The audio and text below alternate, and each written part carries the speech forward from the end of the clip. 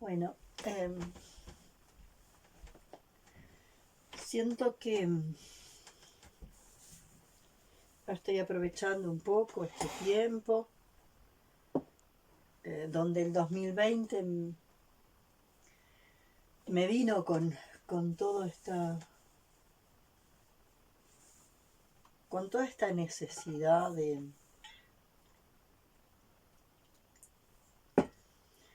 con toda esta necesidad de compartir el propio proceso. Una necesidad que me ha venido respecto a esto de compartir mi propio proceso, porque siento que yo empecé a hacer preguntas desde el mismo momento en que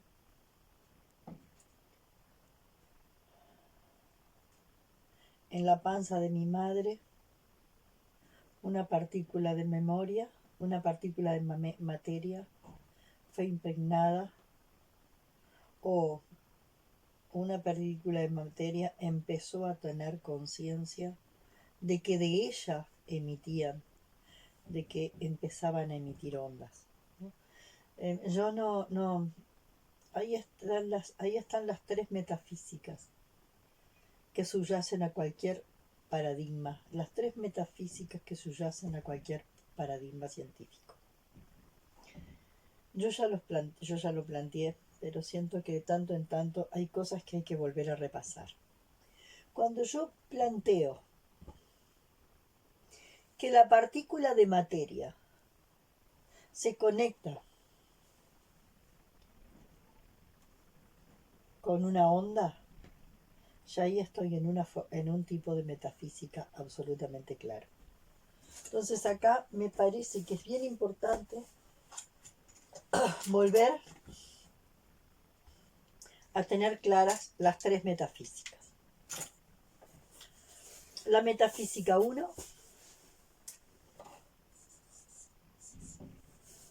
la metafísica 2 y la metafísica 3. En esto quien es más clara es Barbara Brennan, que fue física cuántica. En la metafísica 1 es esencialmente materialista. Se llama y se habla del monismo de la materia. O sea, acá la realidad primera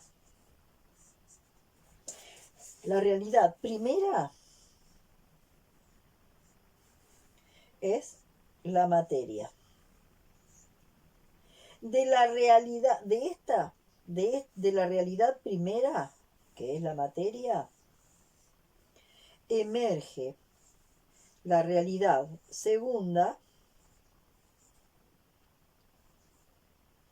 que para algunos es el espíritu y para otros es la energía. Realidad primera, la materia. Realidad segunda, el espíritu para unos o la energía para otros. La metafísica 2. Perdón, acá me equivoqué, no sé qué pasó.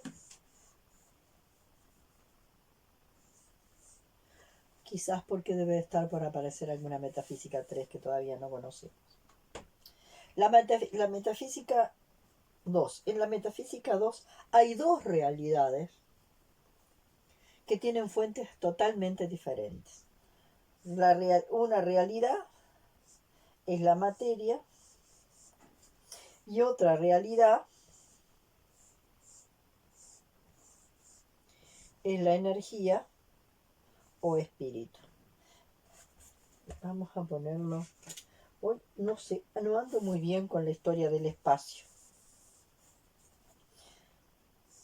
Realidad, materia y realidad, espíritu o energía se interconectan. Según acá hay dos fuentes, una que es la fuente de la materia y otra que es la fuente de la energía o espíritu.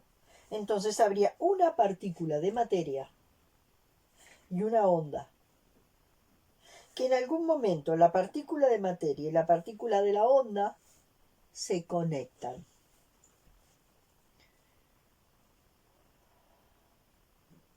Esto es la metafísica 2.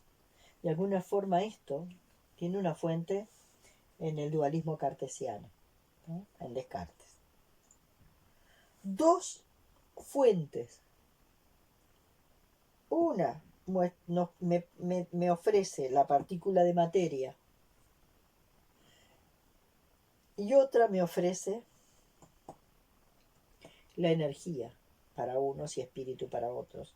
Y entre ellos se intercambian, ¿no? Entonces, para esto, el monismo de la materia es porque la realidad primera es la materia. Y en el único lugar que surge esto es en el humano. Porque esto surge en el humano. ¿Dónde? En el cerebro.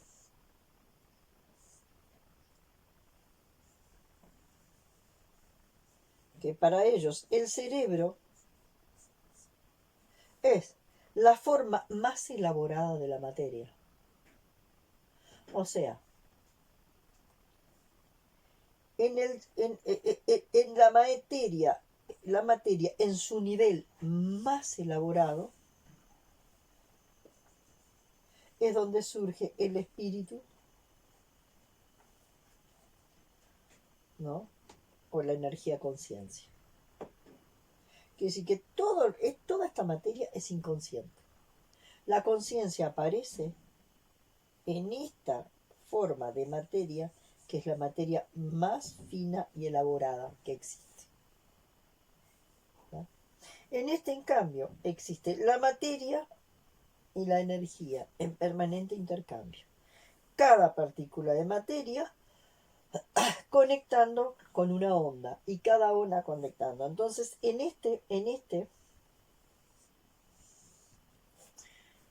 lugar, la génesis comienza con el encuentro de una partícula de materia y una onda, que en principio están absolutamente separadas. En esta todo comienza por una partícula de materia que en algún momento empieza a emitir ondas en su lugar, ¿no? Y a generar espíritu, ¿no? En su forma, en la materia más elevada que es el cerebro. Y después está esto, que es el monismo de la energía conciencia o el monismo del espíritu, donde considera que existe una realidad primera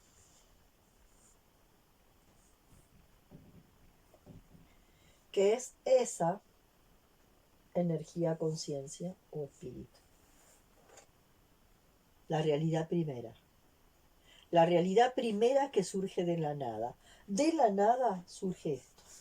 La realidad primera que surge de la nada. La energía conciencia o espíritu. Y esa energía conciencia o espíritu es la que puede llegar a condensarse, ¿no? En un proceso de condensación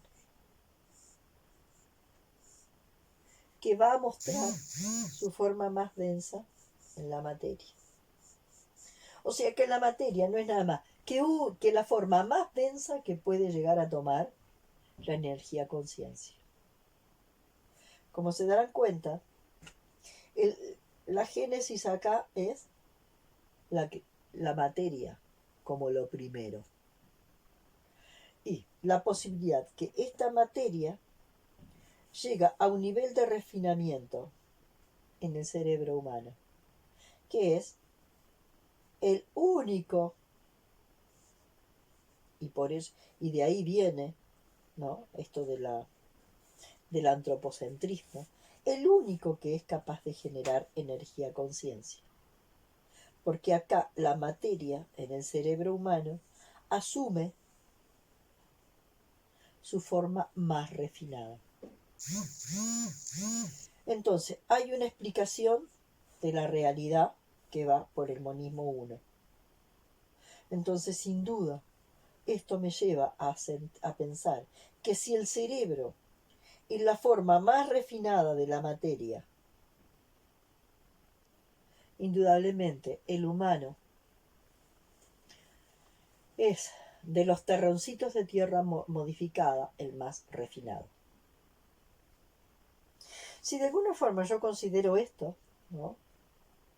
Entonces estoy considerando que la partícula de materia se encuentra con una onda, que en principio la partícula materia y la onda no estaban unidas, ni tenían ningún tipo de relación. En algún momento, por ejemplo en el momento de la concepción, una partícula de materia se encuentra con una partícula de onda y eso generaría la vida.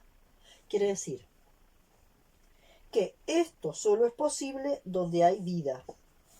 Y acá aparece una contradicción entre lo que tiene vida y lo que es inerte. En lo inerte solo habría que esta realidad primera, que es la materia. Y la materia recupera la energía solo en qué? En lo vivo. Lo vivo tiene energía conciencia. Lo inerte no tiene energía conciencia. Lo vivo tiene espíritu. Lo inerte no tiene espíritu, no tiene energía conciencia, no tiene nada. Nada más que materia inerte. Acá, la realidad primera es energía conciencia o espíritu. Quiere decir que la nada, lo primero que genera la nada es esto, energía conciencia o espíritu. Esta energía conciencia o espíritu va a ir desde sus registros menos densos a los registros más densos. Los registros menos densos van a ser los registros ondulatorios, ¿no? Los registros ondulatorios. Estos registros ondulatorios van asumiendo hasta llegar hasta este registro, que sería el registro de la materia. Ahora, esta materia nunca pierde esto. Quiere decir que por más que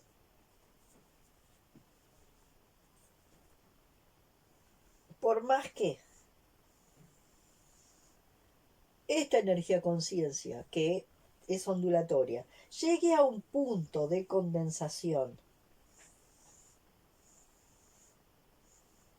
que en su centro se genere esta forma más densa, este núcleo más denso, todo lo demás no desaparece. Entonces, lo que nosotros nos pasa es que nosotros, al no tener claro estas tres metafísicas básicas, subyacente a cualquier paradigma científico, nosotros estamos en nuestras explicaciones científicas, entre comillas, estamos permanentemente mezclando estas metafísicas.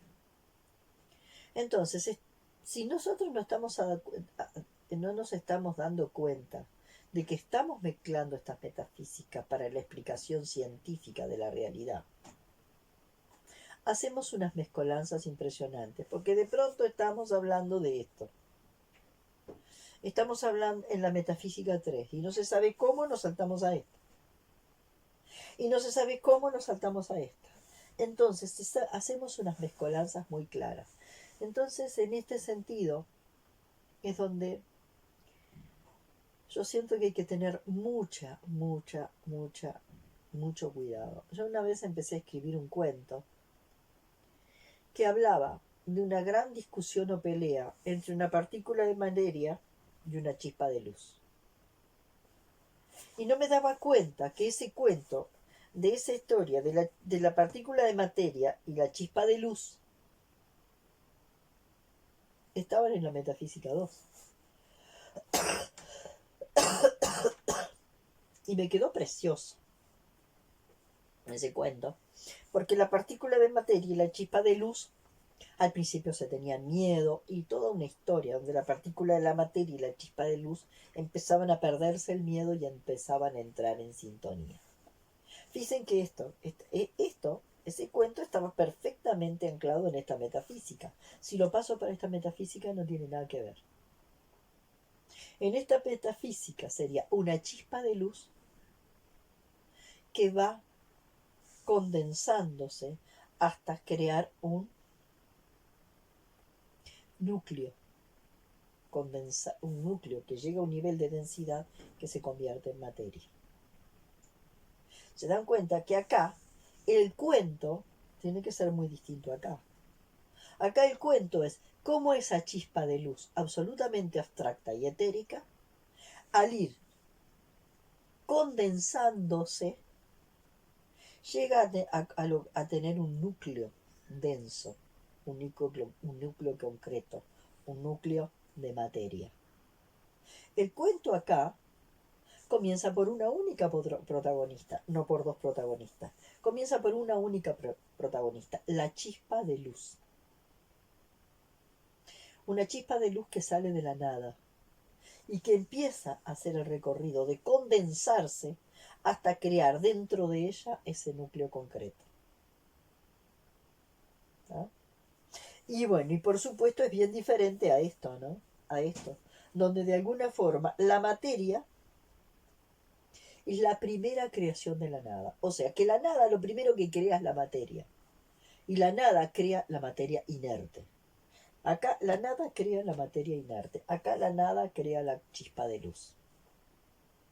Acá la materia crea, la nada crea la materia inerte. Y esa materia inerte va haciendo un proceso donde en el cerebro humano, ¿no? En el cerebro humano empieza a aparecer la energía conciencia, o sea, la luz. Quiere decir que no hay luz hasta que esta materia inerte que la nada crea entonces la materia inerte que empieza a tener conciencia en el cerebro humano. ¿Se dan cuenta? Esto coloca al ser humano como un semidios.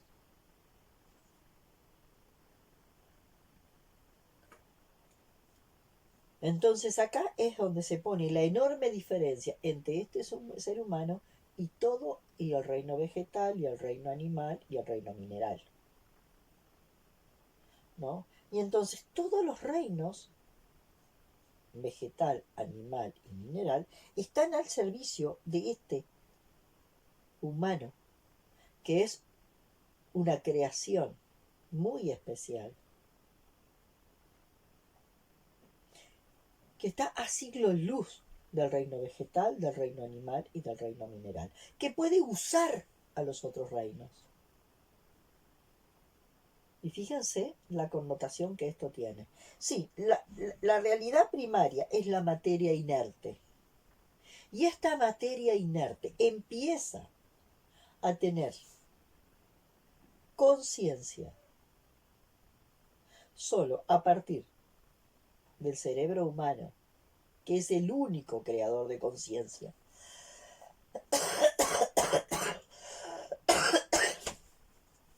El ser humano es un semidios. Porque esta nada creadora de la materia es el Dios Supremo. El Dios Supremo, que lo primero que crea. El Dios Supremo anterior a la existencia, que lo primero que crea es la materia. Y a partir de la materia le empieza a dar permiso a la materia para que dentro de la materia, y especialmente en el ser humano, y solo en el ser humano por ahora, y a lo mejor en algunos extraterrestres por ahí, ¿no? Solo en el ser humano aparece este cerebro que es el creador, ¿no? El creador de esto.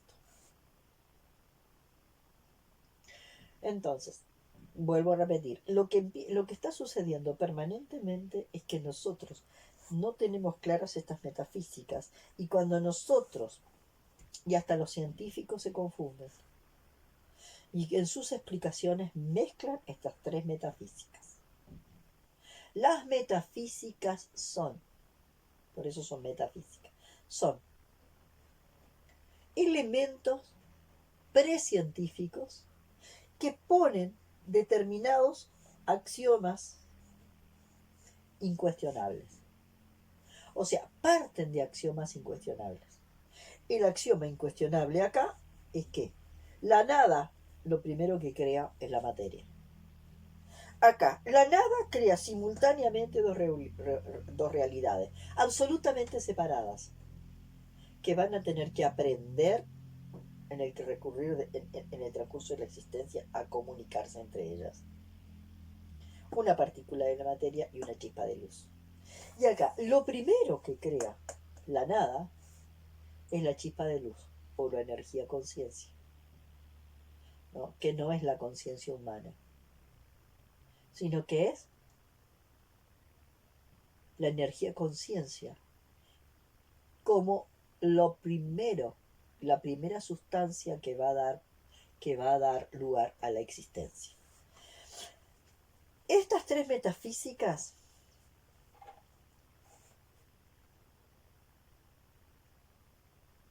necesitan que nosotros vayamos como pudiendo comprenderlas a fondo, y para poder detectarlas en cualquier teoría científica, inclusive en cualquier ideología. Y nosotros, de a poco, en la medida en que vayamos viendo esto, vamos a ver en forma clara cómo hasta los científicos más finos en el sentido de que buscan explicaciones más detalladas, se confunden y saltan de una metafísica a otra. ¿Tá? Entonces me parece que tenemos que tener en cuenta esa finura intelectual que es diferente a la finura perceptiva. Hay una finura intelectual que tenía que ver con lo que a tanta gente le generó tanto revuelo del pene del lóbulo frontal. Porque, no sé, me parece que hay alguna persona le generó como impacto eso, de que el lóbulo frontal saliera un pene. Y entonces, le generó cómo tener un pene en la cabeza. Algo le generó ahí, un shock. El tema es el siguiente.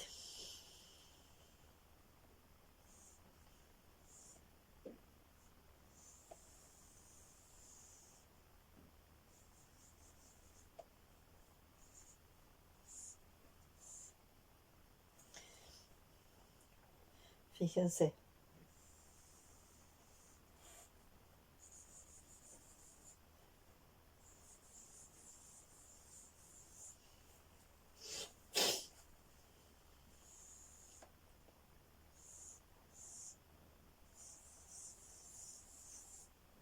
¿No?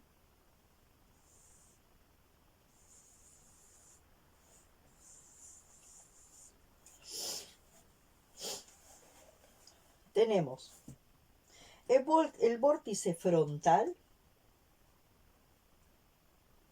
con el sexto chakra adelante y el sexto chakra de atrás. El gran tamaño que ha asumido el lóbulo frontal hace que este chakra funcione de manera masculina y en desequilibrio con este chakra que tiene que ver con el occipital. Entonces acá ha habido en el sexto chakra delantero y el sexto chakra de atrás, ha habido un desequilibrio enorme. O por casualidad, Alejandra Casado, y a mí me resuena muchísimo, ha mostrado, ha hecho como una correlación o un correlato entre el cerebro, esta parte de nuestro cerebro, el lóbulo occipital y el anillo de fuego. O sea, lo que está, entre comillas, atrás y no se ve. En la Tierra corresponde al Océano Pacífico, lo más inexplorado del planeta Tierra.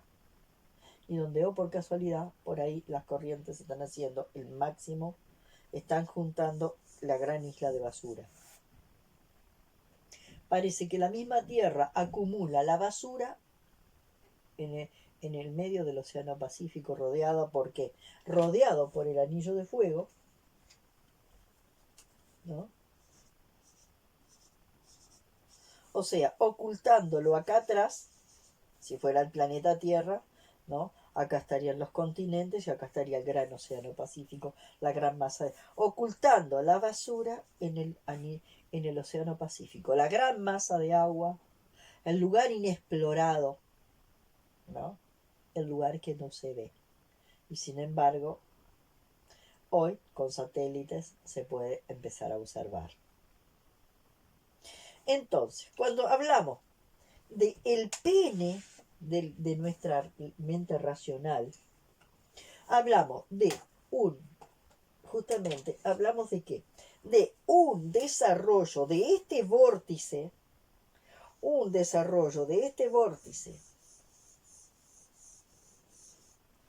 que va en esta dirección, o sea, en una dirección masculina, en desequilibrio con este vórtice, ¿no? Vórtices activos y vórtices receptivos, ¿no? Entonces esto me lleva a poder mostrar en este mapa algo que hace mucho tiempo se ha venido hablando de lo que son el funcionamiento de los chakras, ¿no? Los modelos de funcionamiento de los chakras. Entonces vamos a mirar en el mapa, utilizando el mismo mapa de Alejandra Casado, que yo lo tomo y lo resignifico, ¿no?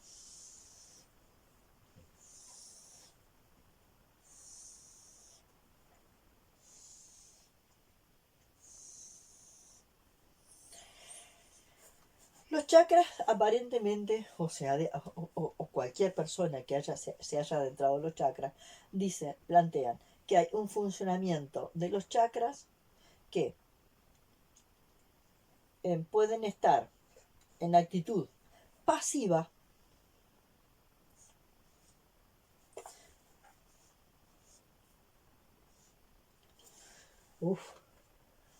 escribiendo al revés hoy ando medio complicada, en actitud pasiva,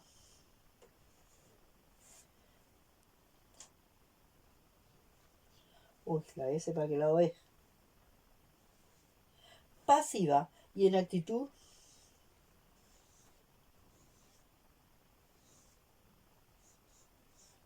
agresiva. Funcionamiento pasivo-agresivo de los chakras. ¿Dónde va a estar? Acá. Salto de pasivo a agresivo, de agresivo a pasivo. Y acá, entre pasivo y agresivo, hay un gran muro, que era lo que veíamos entre la ma herida y el pasiego. Hay un muro de tal forma que salto en forma automática y ciega del chakra en estado pasivo al estado agresivo. En cambio, acá arriba, los chakras estarían, acá esta ma estaría en estado receptivo, y este estado receptivo pasaría a un estado activo, ¿no? Y este estado activo, fíjense cómo se empieza a dar el movimiento, ¿no? Cómo se empieza a dar esta L, ¿no? El estado pasivo empieza a salir un poco de ese estado pasivo y el sufrimiento empieza a transformarse en dolor, y entonces viene hacia dónde, hacia acá, a ese estado, ¿no? Del masculino en estado activo, y en estado activo puede empezar a escuchar, y este estado activo me va a llevar acá, y este estado me va a llevar acá. Entonces, esta agresividad ya no es una agresividad ciega. Es eso que decimos, hay un nivel de agresividad, que es la que yo necesito para morder una manzana. Si yo no tengo un nivel de agresividad, yo no muerdo una manzana y no me alimento. Pero fíjense que esta agresividad que viene iluminada por esto es totalmente diferente a esta agresividad ciega.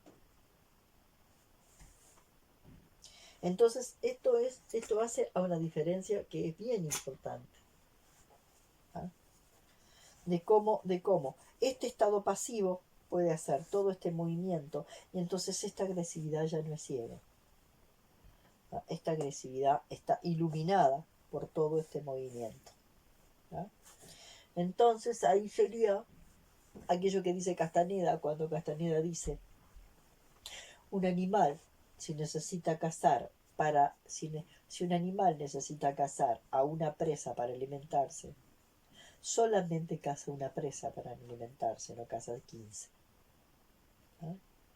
En cambio, el humano en estado ciego caza 15 presas. ¿Por qué? Porque en estado ciego y tomado por el trauma, tiene terror a no sobrevivir y quiere garantizarse la vida. ¿No? Entonces ahí es donde de alguna forma esta agresividad no viene gestionada en la búsqueda solamente de lo necesario y suficiente. Lo necesario y no más de lo necesario, y lo suficiente y no menos de lo suficiente. Esto es bien importante. Lo necesario y no más de lo necesario, porque más de lo necesario se vuelve carga, ¿no? Se vuelve acumulación, se vuelve carga. Y no menos de lo suficiente porque se vuelve carencia, ¿no? Entonces, una por exceso y el otro por defecto. Cuando tengo más de lo necesario, tengo exceso. Cuando tengo menos de lo suficiente, tengo carencia. Entonces eso es muy fino. Bueno, esto un poco porque alguna persona me dijo que quedó como, no, en algún lugar quedó impactada por eso de nuestro lóbulo frontal al cual le dieron el pene.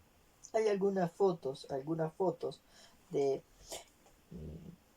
algunos dibujos que hace Barbara Brennan de lo que de alguna forma puede mostrar la cámara Kirlian, y muestra la cámara Kirlian y Barbara Brennan hace una pintura de la cámara Kirlian y viendo justamente cómo la cámara Kirlian en el aura de verdad a nivel energético ve ese chakra y lo muestra ese chakra con un nivel de densidad y dureza que de verdad lo muestra como una formazón energética con la forma de pene. Entonces, cuando empezamos a esta forma, ¿no? A esta forma, a mí me pasa lo siguiente, yo escucho poco y aprovecho mucho. Escucho poco y aprovecho mucho. Entonces, por ejemplo, no estoy siguiendo a ninguna de las personas que en este momento están volcando tanta cantidad de cosas, ¿no? Porque yo escucho ese poquito y ese poquito me atraviesa y me recurre cada rincón de mi cuerpo de una forma tan profunda, tan profunda, tan profunda, que me da vuelta como una media, en todos los niveles, me da vuelta como una media, realmente me da vuelta como una media.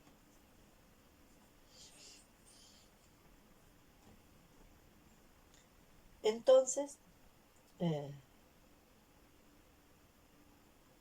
yo hacía casi un año que no escuchaba a Alejandra Casado. Hace unos 4 o 5 meses abrí un video de Alejandra Casado. Lo tuve que cerrar. Porque los 2 minutos que escuché fueron gotas que no entraron acá, gotas que entraron a mi corazón de una forma tan profunda que yo no pude seguir escuchando. Y tuvo que ver con algo que me mostró todo el pasaje de mi vida. Y les voy a decir qué fue.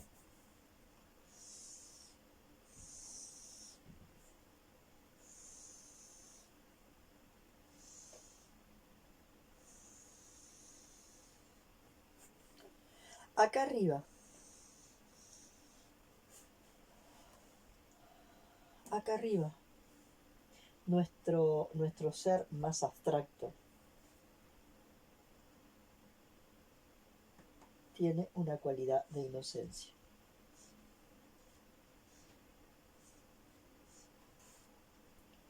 Ahora, esa cualidad inocencia, y acá,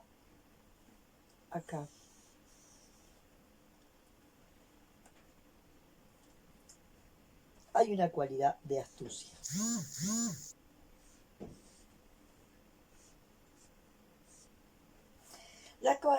Esta cualidad de inocencia nos permite funcionar bien en esta altura.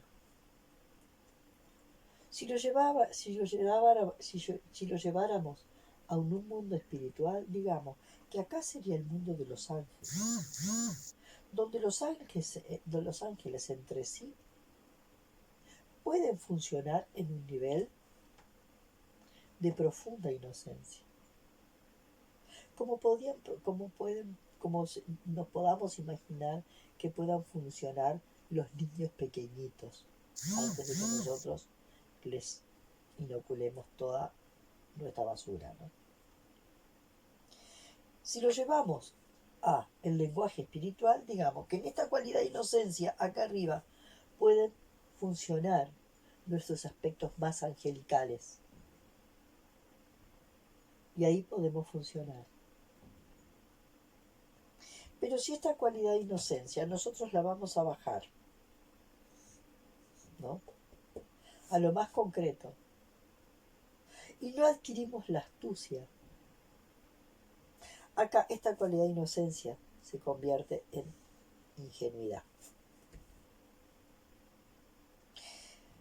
Porque no somos capaces de captar cómo el que vive acá, en este mundo, ¿no?, el que está familiarizado con este mundo, es astuto, y es astuto, que acá en Uruguay se le llama la viveza criolla, es astuto para robar potenciales. La astucia para robar potenciales, que no es la inteligencia, ¿no?, para gestionar los propios potenciales, ¿no? Entonces el tema, cuando este inocente baja acá se vuelve ingenuo, y cualquier astuto con su viveza criolla le roba potenciales. Entonces, Hellinger dice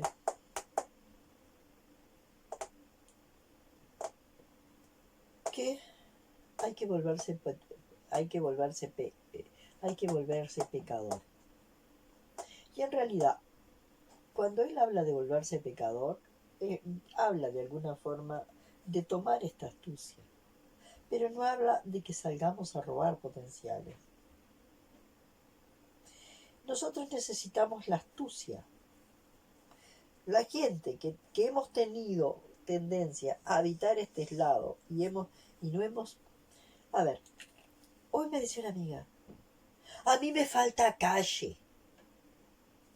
¿Qué es lo que le falta? ¿Qué es lo que nos falta? La astucia para mirar.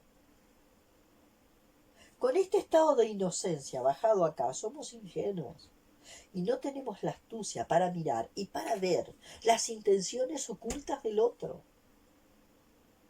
Las intenciones ocultas e inconscientes, porque también son inconscientes, del otro. Y cómo el otro viene para robarnos potenciales, porque no es capaz de gestionar los propios y llegar a un intercambio. ¿Se entiende? Entonces, eso que decía mi amiga, pero yo necesito astucia para poder estar atenta y poder detectar a los astutos que me quieren robar. Entonces, acá, de alguna forma, al inocente le parece que tener astucia es tener astucia ya te vuelve una persona ladrona, ladrona de potenciales y ladrona de lo que sea, ¿no? Pero especialmente ladrona de potenciales. Entonces, esta inocente cuando baja acá siente como una especie de rechazo o repudio a la astucia y no la quiere tomar, sin darnos cuenta que esta astucia puede ser utilizada, no necesariamente para robar, sino para ser capaz de cuidar lo propio. Entonces hoy esta amiga en la mañana me decía, sí, porque yo me di cuenta que de alguna forma me crié y que era mi marido el que encaraba el mundo. Y yo de alguna forma, mientras tenía a mi marido que encaraba el mundo y se encargaba de un montón de cosas, yo siento que estuve como protegida en una especie de cajita de cristal. Y cuando salí al mundo después que mi marido se suicidó, me encontré que era ingenua, que me faltaba calle para moverme en el mundo. Esa calle que ella decía que nos faltaba era tomar esta astucia y ver que la astucia se puede gestionar para robar lo ajeno o para cuidar lo propio y evitar que alguien te lo robe. Yo escuché esas pocas palabras de Alejandra Casado, donde ella planteó, o por lo menos yo lo entendí así. A lo mejor todos los que escucharon entendieron cosas diferentes. Por lo tanto, me hago cargo de lo que yo interpreté de lo que dijo Alejandra Casado, y a lo mejor hay mucha gente que lo interpretó de formas totalmente diferentes. De mi interpretación de lo que Alejandra Casado dijo. La inocencia que es posible sostener arriba del cuarto plano se vuelve ingenuidad abajo del cuarto plano.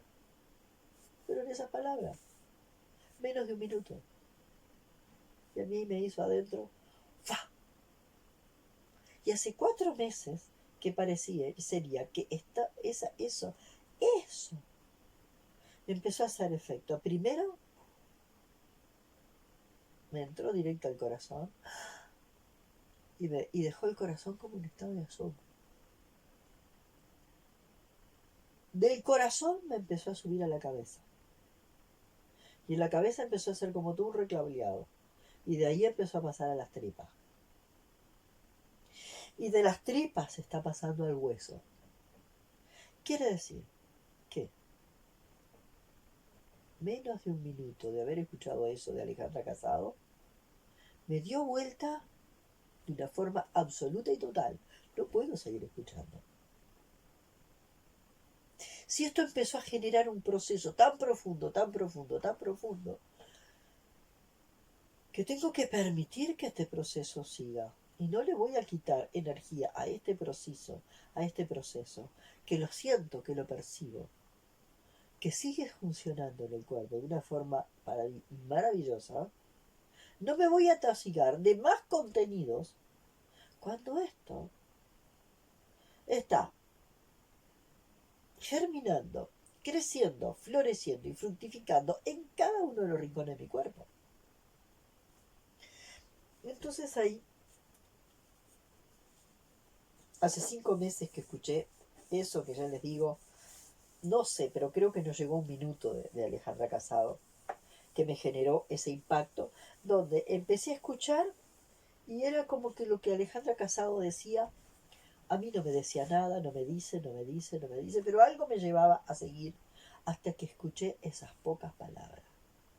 Entonces, como yo no estaba con este cerebro frontal analítico metiéndome a analizar el discurso de Alejandra Casado, no me dice, no me dice, no me dice, no me dice nada, no me dice nada, pero algo me hacía sentir que tenía que seguir con ese video abierto y escuchando,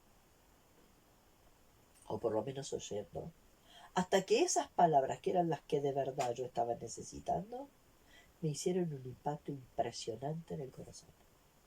Me generaron impacto en el corazón. Y fue como que una gota,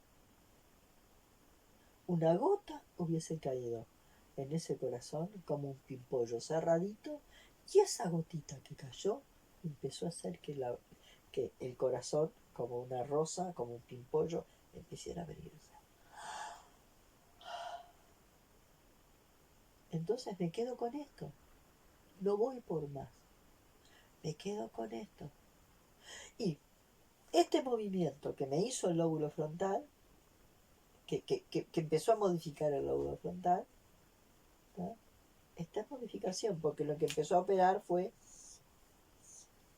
esta parte del occipital. Y esto sucede.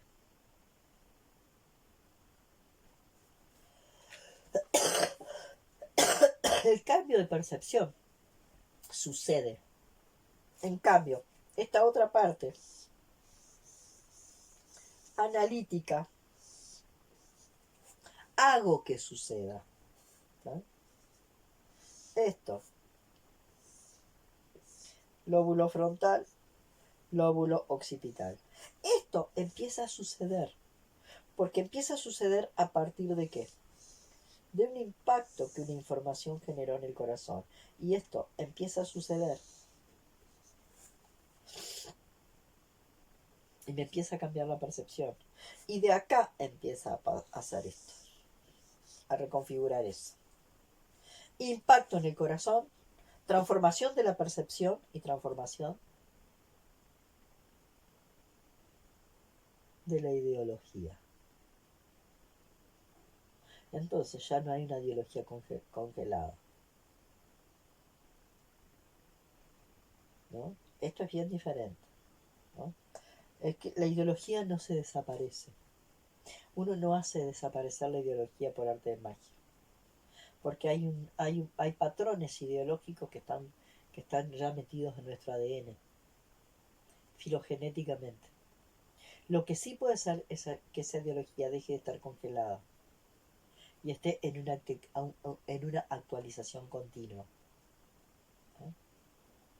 Entonces ya pierde aquella cosa de bloque ideológico para asumir un, un, una dinámica de constante actualización.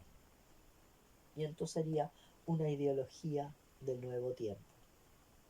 Un proceso en continua construcción, pero un proceso en continua construcción que empieza ¿por qué?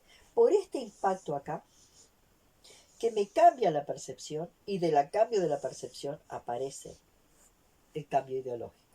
Impacto en el corazón, cambio de percepción y cambio ideológico, ¿no? Es como yo lo estoy viendo hoy, ¿no? Y esto me lleva entonces al famoso asunto del despacito, el rapidito, despacito y la velocidad. Despacito, rapidito y la velocidad.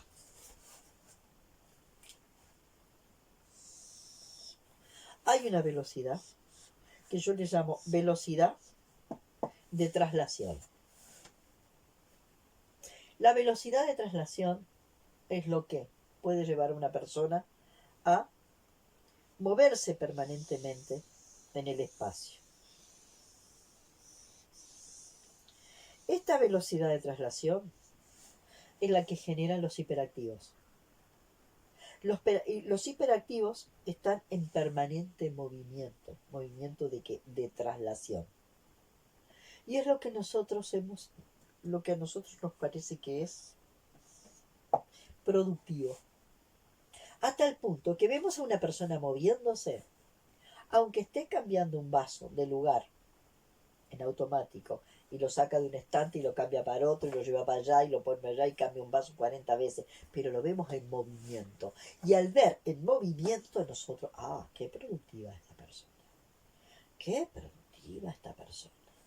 Es una persona productiva. ¿Cómo se mueve? ¿Cómo se mueve? Está todo el tiempo en movimientos, está haciendo.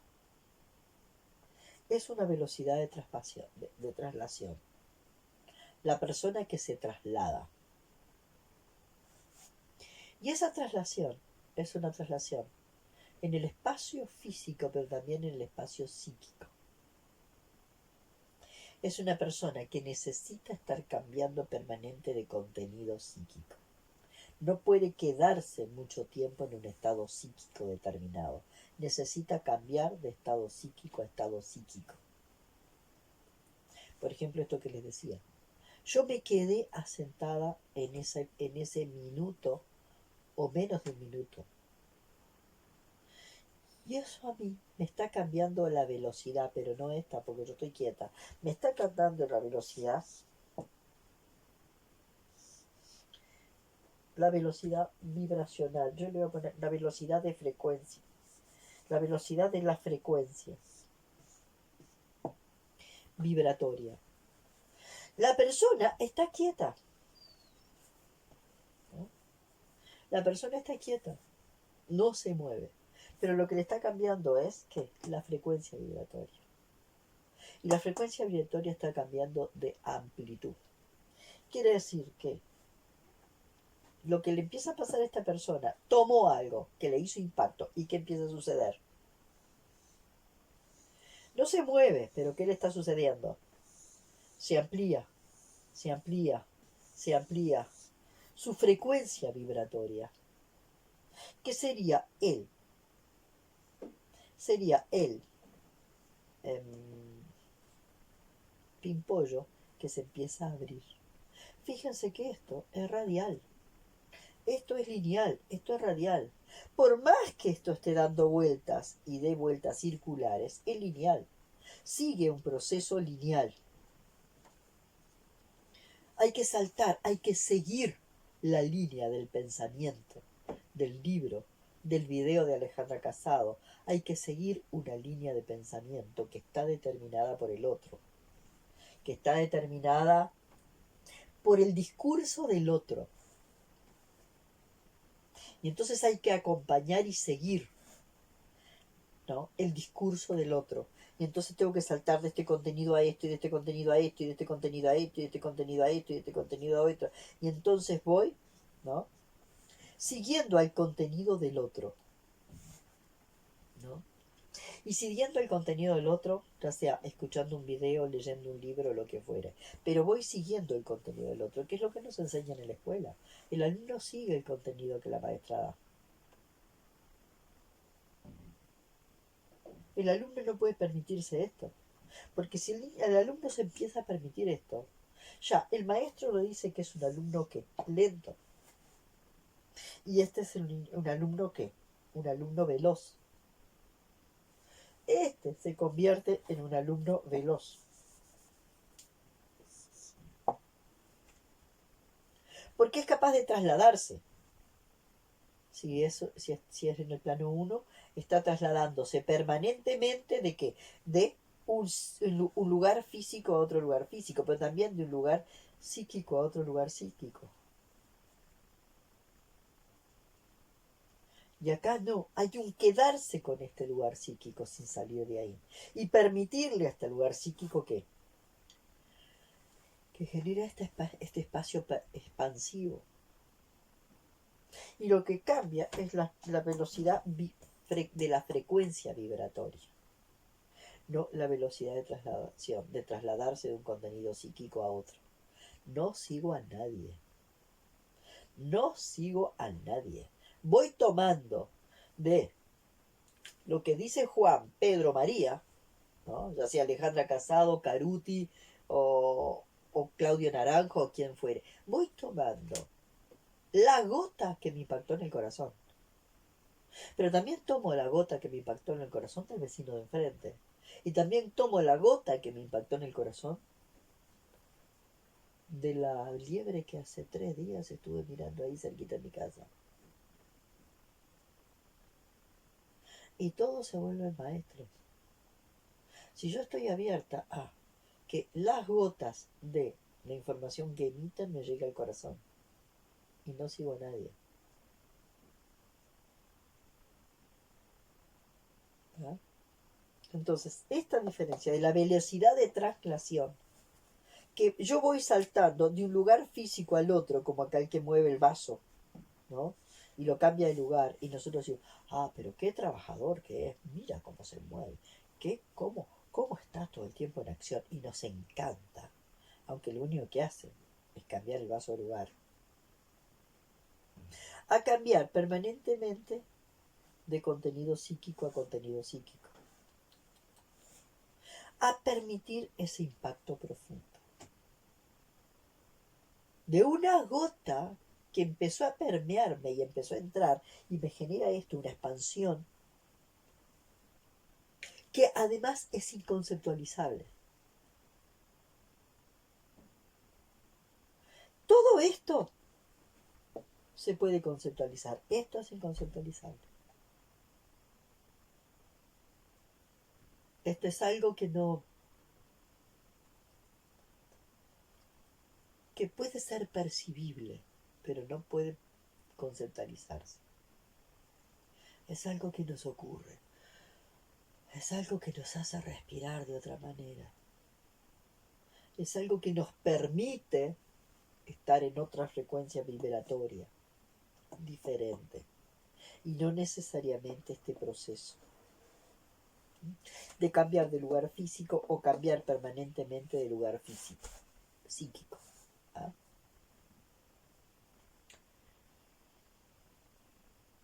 Para mí,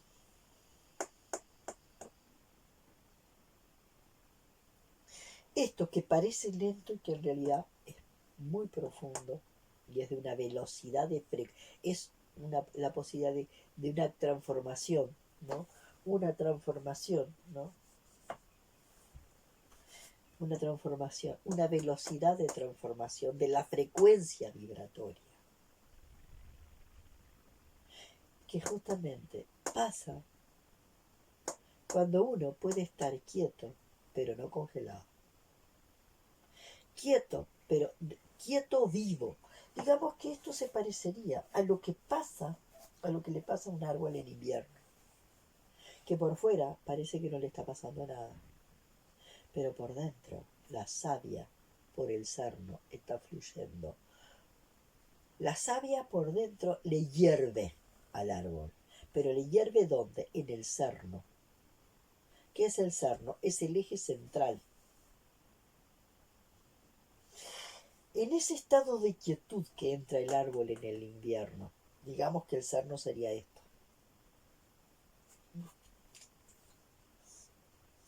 La energía en el invierno circula ¿por dónde en el árbol?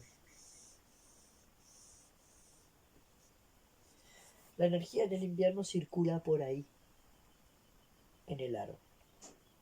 Y lo ves desde afuera y parece que no está pasando nada. Es como si el árbol en el invierno entrara hacia adentro, se recogiera hacia la profundidad de su ser. Y el árbol entrara en el invierno en un profundo proceso meditativo. Que en la primavera eso va a empezar a ¿qué? A mostrarse hacia afuera. Entonces, hay una quietud aparente donde, igual que el árbol en el invierno, parece que no pasa nada, pero está pasando todo. Solamente hay que permitir que eso suceda. Y es algo que está pasando en lo profundo, en la profundidad, en el centro, en el cerno mismo de ese tronco y en la profundidad de la raíz.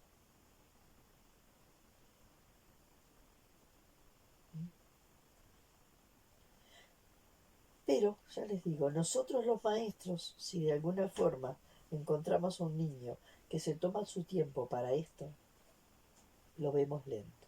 Y ahí está lo que pasa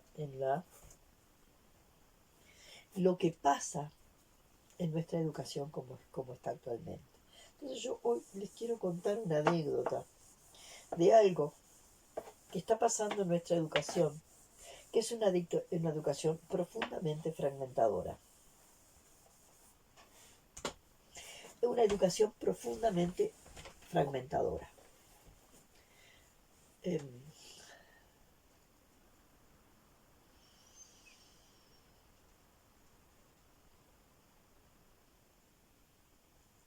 yo empecé a ir a la escuela y era bastante menor que todos mis compañeros de primer año. No tuve instancias anteriores porque nací en el campo y en el campo no había ni preescolar, ni jardín, ni esto, ni lo otro. Pero en mi casa, en el lugar donde yo estaba, había mucho libro. En ninguna de las casas de alrededor había tanto libro como había en mi casa. A mi madre le encantaban los libros, mi hermana era maestra y estaba la casa llena de libros. A mi padre quizás no tanto los libros, pero era un lector de diarios y él siempre quería estar actualizado con lo que estaba pasando en el mundo. Y entonces compraba diarios y leía mucho. La información por radio, y ahí la radio era reciente también. No era tan minuciosa. En la radio había mucha música y mucho otro tipo de cosas, pero a nivel de informativos habían grandes titulares y no había como un desmenuzar de la información como en los diarios. Entonces yo me crié en un mundo donde había mucho libro, ¿no? Pero también yo tenía una conexión muy profunda en la naturaleza, por lo tanto, todo lo que yo podía leer lo llevaba a ese mundo de la naturaleza y sin saber cómo, pero yo procesaba las cosas de una forma que era diferente, yo me daba cuenta que era diferente a cómo procesaban las cosas los demás. O sea, cuando yo me iba a la naturaleza me era ordenadora. La naturaleza me era ordenadora.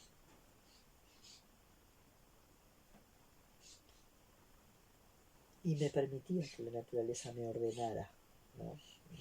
La naturaleza me ayudaba a procesar y a ordenar. Las dos cosas, procesar y ordenar. Bueno, cuando entro a la escuela, me acuerdo de ese día muy especial. Yo no podía entender al mundo como fragmentado. Y como no podía entender al mundo como fragmentado, iba como hilvanando cosas. En el libro que yo escribí, hablo del proceso de hilvanar estrellas, que en realidad es conectar, darse cuenta, o reconocer que todo está conectado, porque en realidad uno lo que hace en ese hilvanar estrellas o hilvanar, darse cuenta, se da cuenta que todo está interconectado y todo está hilvanado. Uno en ese hilvanar estrellas lo que empieza a hacer es hilvanar los fragmentos del relato dentro de uno, porque afuera está todo interconectado. Entonces una maestra nos había hablado del ideario artiguista y de cómo en el ideario artiguista Artigas lo que había planteado era que los más infelices fueran los más privilegiados y que eso venía de un planteo indígena, de un planteo de los nativos, de los indios, que de alguna forma para los indios los últimos serán los primeros. Entonces los más infelices serán los más privilegiados. Claro que ahí había como una diferencia, ¿no? Porque que los últimos sean los primeros tiene que ver con un proceso interno. Y lo que Artigas decía era cómo un gobierno tenía que ser equitativo, ¿no? Y si un gobierno es elegido por un pueblo, ese gobierno tiene que intentar hacer un equilibrio y ser facilitador del equilibrio, no, obstaculizar el equilibrio, ¿no? O sea, legislar para facilitar el equilibrio entre unos y otros. Un equilibrio que el gobierno no va a gestionar, pero sí lo va a facilitar. Entonces yo estaba encantada porque me parecía que era maravilloso que un gobierno fuera facilitador del equilibrio.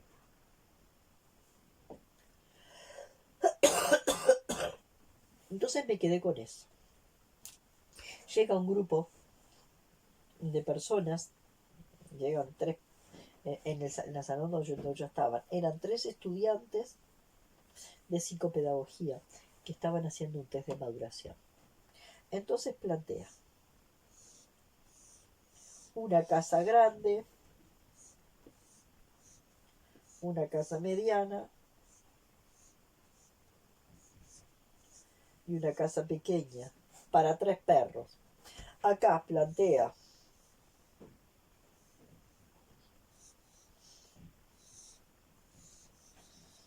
un perro grande,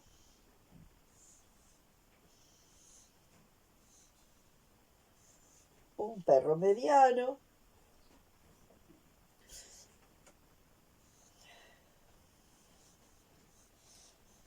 y un perro chico. Entonces, desde las operaciones lógicas de Piaget, y desde ahí yo empecé a cuestionar mucho a Piaget, porque Piaget se larga por una lógica que no es la lógica que siguen todos los niños. Entonces ahí es donde Piaget se pierde. Él habla de las operaciones lógicas y hay otras operaciones que no van de la mano de esa lógica lineal, que es la que Piaget plantea. Entonces, frente a esto, yo dije, bueno, el más pequeño tiene que ser el más privilegiado, entonces lo voy a meter en la casa más grande. Porque este pequeño, si lo meto en la casa más grande, va a crecer.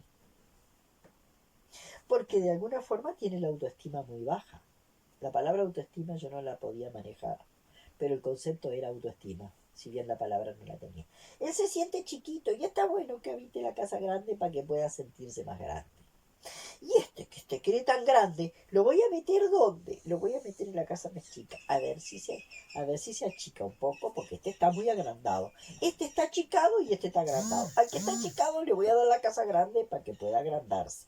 Y al que está agrandado le voy a poner la casa chica para que se achique. Y este está bárbaro, este está coincidiendo perfectamente. Esa fue la lógica que yo usé.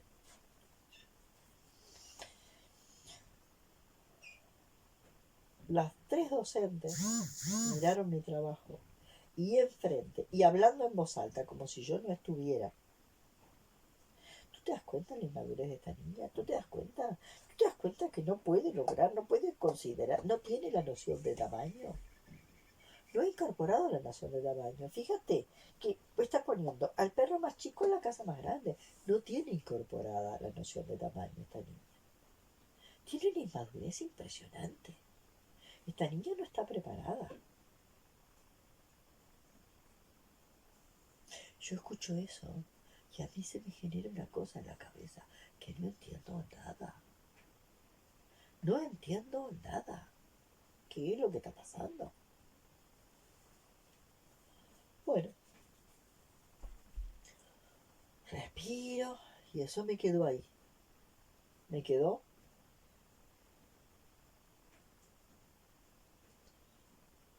yo diría como un entripado. Porque ahí fue donde la educación se volvió a empezar, se empezó a hacer, a volver la educastración. Una educación que no entiende ni es capaz de comprender los procesos de los niños. Otra situación que les muestro.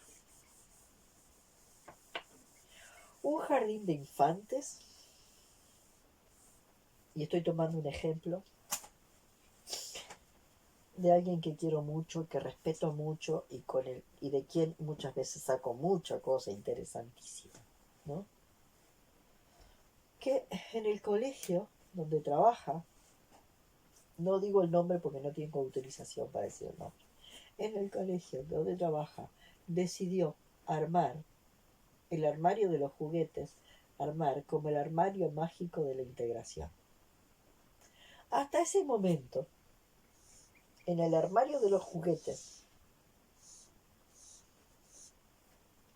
había una mesa, había otra mesa, había otra mesa y había otra mesa.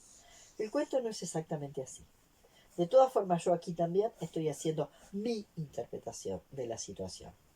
A lo mejor la interpretación que yo saqué de la situación no tiene nada que ver con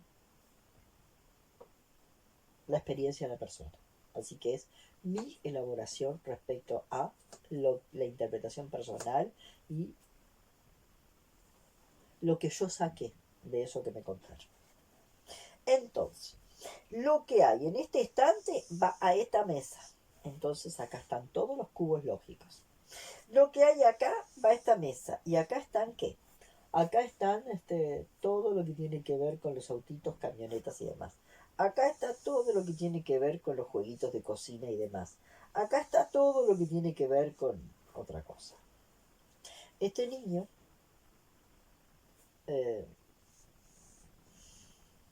empezó a jugar, ¿no?, con la camionetita y quiso ir a la mesa de los cubos lógicos, la maderita, para integrar y hacerle un garage a su camioneta. Cuando quiso llevar el autito para acá y armar con las maderitas, él, cuando quiso llevar la camioneta para acá y integrar la camioneta con las maderitas y los cubos lógicos para armarle el garage para guardar a su camioneta, le dijeron, de ninguna manera, tú no has entendido el orden. Tú no has entendido el orden, así que no. Si tú elegiste esa mesa, en esa mesa te quedas a jugar y juegas solo con lo que hay en esa mesa. Nada de andar mezclando las cosas. Pero el colegio tiene el nombre de educación integral. Entonces, es un colegio que tiene el nombre de educación integral, pero una educación integral que no permite la integración. Entonces ahí es donde tú te empiezas a dar cuenta que estamos todos locos. Porque ¿cómo va a ser un colegio integral si no permite integrar lo que hay en esta mesa con esta mesa y lo que hay en esta mesa con esta mesa? Si yo estoy generando una educación integral, lo más importante de esa educación integral es que permite la integración. La integración de todos los elementos que están en juego en el proceso. Entonces, ¿cómo yo puedo llamar educación integral a un modelo educativo donde los autitos tienen que estar acá y no se pueden relacionar con las maderitas y ni con esto, ni con esto, ni con lo otro? No, no es una educación integral, no es una educación integradora, ¿no? Es una educación acumuladora. Donde en esta mesa a lo mejor le agregan más camionetas y más autitos y más cantidad. Más cantidad en esta mesa, más cantidad en esta mesa, más cantidad en esta mesa, más cantidad en esta mesa. Pero lo de esta mesa, por más que le agreguen, lo pongamos, sean los autitos mejores, los elementos mejores, de mejor calidad, aumento la calidad de esto y aumento la calidad de esto, pero acá esto no sucede. Entonces fíjense, un niño que juega en el campo y que suela solo en el campo. ¿Y cómo integra él? Integra las piedritas con el barrito, con las plantas. El niño que juega solo en la naturaleza, naturalmente integra. Porque él tiene necesidad de integrar. E integra. Y entonces agarró, como yo veía que los niños en el campo hacían cuando trabajé como maestra, y cuando yo fui niña rural, y lo hacíamos también, integrábamos. Todo el tiempo estábamos integrados, juntábamos cosas en la naturaleza y las integrábamos. No había ninguna mesa con esto y con esto y con esto y con esto. Había una enorme mesa, ni armario para guardar las cosas. Cuando jugábamos en el campo teníamos una enorme mesa, que era la naturaleza, que nos daba piedritas, que nos daba palitos, que nos daba tierra, que nos daba marlos, que nos daba, yo qué sé, montones de elementos. Y nosotros no teníamos la mesa de, y que nosotros todo esto lo integrábamos, todo lo integrábamos. en nuestro juego libre y natural y verdaderamente integrador. La naturaleza nos ofrecía la posibilidad de integrar. Y de pronto, con los palitos, habíamos armado un corral. Y en ese corral habíamos puesto unas piedritas. Y en ese corral que habíamos puesto las piedritas eran las gallinas que estaban ahí, integradas. Y de pronto a ese corral le hacíamos una puertita porque las gallinas salían. Y de pronto por aquí poníamos hojitas y las gallinas venían y comían las hojitas esas. Y hacíamos toda una escenografía con todos los elementos que nos daba la naturaleza, que eran muchísimos. Entonces, ¿dónde estaba la verdadera naturaleza, la educación integradora? En lo que espontáneamente nacía del niño. La educación integral, entre comillas, en realidad fragmenta y desintegra. Entonces el título de educación integral del colegio, ¿dónde quedó? Entonces yo siento que con esta forma en que yo siento que voy procesando las cosas, donde la velocidad es velocidad de frecuencia, en cada esto se desmantelan cosas y se desmantelan cosas y se desmantelan cosas y se desmantelan cosas. Y es un desmantelamiento en todos los planos porque funciona desde una lógica radial. ¿Sí? Es un desmantelamiento desde una lógica radial y desmantela mentiras. Y te hace ver la mentira en la que vivimos. Y cuando desmantela mentiras, deja grietas para lo auténtico. En cambio, esa construcción organizada, mejoradora, donde esto que está acá en el pasado tiene que ser mejorado y cada vez más mejorado y cada vez más mejorado y lo voy mejorando, esta lógica mejoradora es la que termina armando la gran mentira en la que estamos. Con esta lógica mejoradora, ahora la gente está como loca plantando árboles, plantando árboles, plantando árboles, porque quieren mejorar en vez de dejar que la tierra se autorrestaure. El humano que se cree que tiene que salvar a la tierra sigue siendo desastre. Entonces, ¡ay, qué divino! Están plantando árbol. ¡Ay, que en la educación para que alguien se reciba se va a poner que alguien tenga que plantar un árbol! Ah, la tierra lo único que nos puede decir es eso. Paren la mano. Me están asfixiando. Déjenme que yo sola me autorrestauro. Entonces yo a veces me pregunto,